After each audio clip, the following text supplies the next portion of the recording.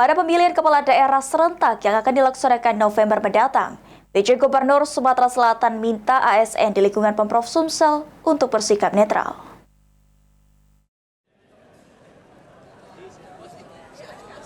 Pada pemilihan kepala daerah serentak yang akan dilaksanakan November mendatang untuk pemilihan gubernur dan wakil gubernur, wali kota dan wakil wali kota, serta bupati dan wakil bupati, PJ Gubernur Sumatera Selatan Ellen Setiadi minta aparatur sipil negara ASN di lingkungan pemerintah Provinsi Sumatera Selatan berdasarkan undang-undang harus bersifat netral. Menurut Ellen, apabila ada pelanggaran yang dilakukan ASN di lingkungan Pemprov Sumsel, akan diberikan sanksi sesuai dengan pelanggaran yang dilakukan, mulai dari sanksi teguran, administrasi, hingga pemberhentian sebagai ASN. Kan mengingatkan akan yang sudah diatur di undang-undang. Kalau untuk pilkada, kita ASN, seluruh pejabat, seluruh staf itu harus netral.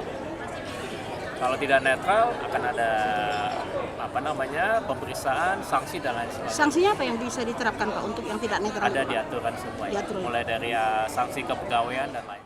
Menurut Ellen Setiadi, ASN di lingkungan pemerintah Provinsi Sumsel menjelang pilkada netralitasnya tetap terjaga. Eki Saputra, PAL TV.